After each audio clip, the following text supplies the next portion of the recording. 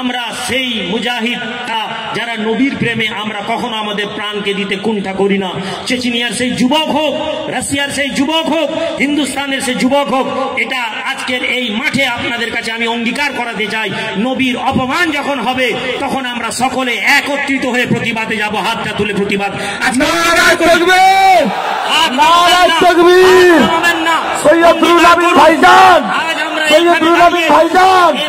বিশ্ব নবীর দুশ্মনেরা, বিশ্ব নবীর দুশ্মনেরা, ফ্রান্স তুমি হাতে, ফ্রান্স তুমি সবচেয়ে বড় সেন্টিমেন্ট হচ্ছে আমার নবী। এরা আমাদের নবীর ব্যঙ্গাত্মক কার্টুন বার করে। আমি ফ্রান্সের মানুষকে ব্লাসফেমি অ্যাক্টে তাদের লোকেদের কি আছে আমি বলবো না, কিন্তু পশ্চিমবঙ্গের মাটিতে, ভারতবর্ষের মাটিতে যে ভাই আপনাকে প্রশ্ন করেন যে ভাই একটি লোককে হত্যা করে দেওয়া হলো, একটি লোক খালি একটা কার্টুন এঁকেছে বলে তাকে মেরে দিল, তুমি মানবে? তাকে আপনি প্রশ্ন করুন যে ভাই আমি যে দেশে বাস করি সে দেশে একটি মানুষের ফ্রিজে খাসির মাংস আছে কিন্তু অন্য কোনো ধর্মের সেন্টিমেন্টে আঘাত লাগছে, এ কথা বলে যদি কাউকে হত্যা করা হয়, এদেশের মানুষ রাস্তা দিয়ে চলে যাচ্ছে, ব্যাগে খাবার আছে, ওই খাবারটা গরুর মাংস, এ কথা বলে যদি তাকে লিঞ্চিং করা হয়, আর এ দেশে যদি সেখানে আইন তাকে কোনো শাস্তি না দেয়, আমি মনে করি আমার প্রফেটের বিরুদ্ধে যদি কেউ আঙুল তুলে আমার এর রাইট আছে তার গলাটা কেটে দেওয়ার।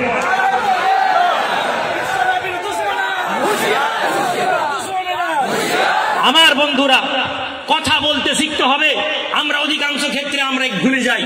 আমরা ভারতের সংবিধানকে মান্যতা দিই, আমরা অনেকে জানি না ব্লাসফেমি অ্যাক্ট হিন্দুস্তানেও আছে, ভারতবর্ষেও আছে।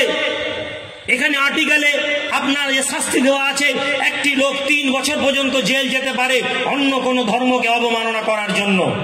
We the people of India, we believe in democracy, we believe in secularism, so we have to obey the secularism.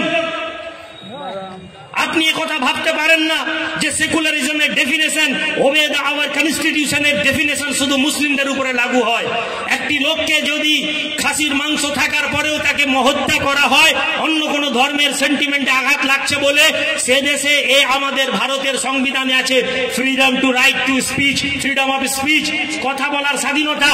সেই কথা বলার স্বাধীনতার উপরে সেই সংবিধানকে সামনে এনে বলছি আমাদের রাইট আছে, যদি ভারতবর্ষের আইন কোনো নবীর ঘুষতাকে, নবীর বিরোধীকে শাস্তি না দেয়, ভারতের সংবিধান আমাকে অধিকার দিয়েছে তাকে শাস্তি দেওয়ার, আমরা তাকে শাস্তি দেব।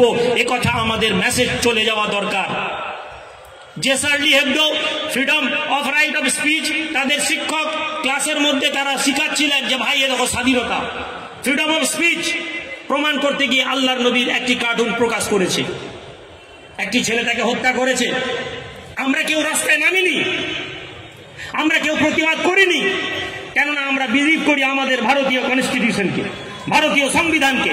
আমরা রাস্তায় নামিনি, কিন্তু সেদিন আমরা নেমেছি যখন ফ্রান্সের গভর্নমেন্ট সেই আল্লাহর নবী, সেই শার্লি হেবডোটাকে একটি সরকারি বিল্ডিং এর উপরে আল্লাহর নবীর অবমাননাকর চিত্রকে তারা টাঙিয়ে তারা বলেছে যে আমরা এটাকে কি করব না, এটা হচ্ছে আমাদের দেশের ফ্রিডম অফ স্পিচ।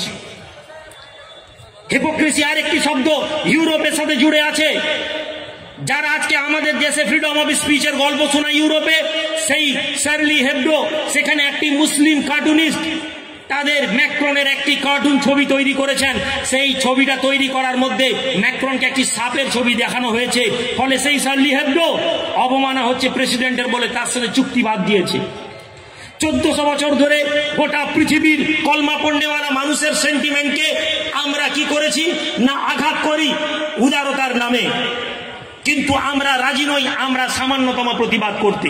আমরা মনে করি কারো গেলে গলা কেটে নেওয়া ধর্মের নামে অপরাধ, কিন্তু ধর্মের নামে কাউকে লিঞ্চিং করে দেওয়া আমাদের কাছে মনে হয় এটা সহজ। বন্ধুরা, আমার ভাইয়েরা, আমি আপনাদের কাছে এই আশা নিয়ে আপনি এসেছি, আমরা সেই মুজাহিদ যারা নবীর প্রেমে আমরা কখনো আমাদের প্রাণকে দিতে কুণ্ঠা করি না।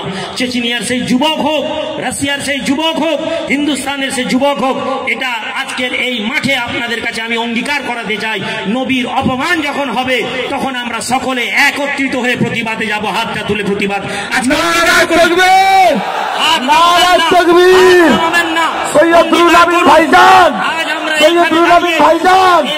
বিশ্ব নবীর দুশ্মনেরা, বিশ্ব নবীর দুশ্মনেরা, ফ্রান্স তুমি হাতে, ফ্রান্স তুমি হাতে,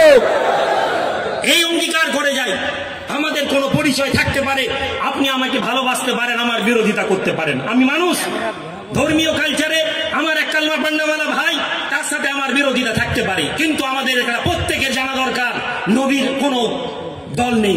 নবীর দল হচ্ছে আমরা, নবীর দলের সৈনিক, যাকে আল্লাহ আমাদেরকে রাহমাতুল লিল আলামিন করে পাঠিয়েছেন।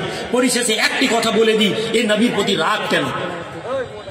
আপনি আপনার কমিউনিটিকে বলুন, আজকে দিনের পর দিন নবীকে গাল দেয়, নবীর ব্যঙ্গচিত্র করে, কিন্তু আমরা কখনো সেই ধর্মের মানুষের আমরা ছবি আঁকি না।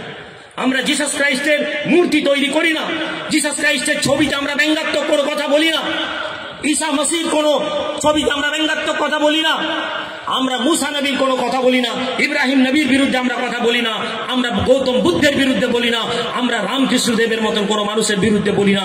কেননা আমাদের প্রফেট, যে প্রফেটকে এরা আতঙ্কবাদী বলে, যে প্রফেটকে এরা মানবতা বিরোধী বলে, আমাদের এই প্রফেট আমাদেরকে শিখিয়েছেন তোমরা অন্য ধর্মের প্রত্যেক মানুষকে সম্মান করো, অন্য ধর্মের যারা ধর্মগুরু তাদেরকে সম্মান করো। এজন্য আমার নবীর গোলামি আমি, এজন্য কোনো ধর্মকে আমরা কখনো প্রতিবাদ করি না।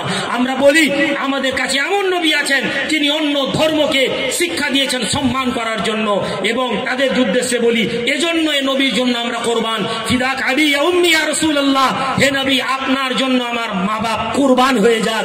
চিল্লে বলুন, হে নবী আপনার জন্য আমাদের মা বাপ কুরবান হয়ে যাক। হে নবী আপনার জন্য আমাদের মা বাপ, হে নবী আপনার জন্য আমাদের মা বাপ। ফিদাক আবি ইয়া উম্মি ইয়া রাসূলুল্লাহ, ফিদাক আবি ইয়া উম্মি, ফিদাক আবি ইয়া উম্মি।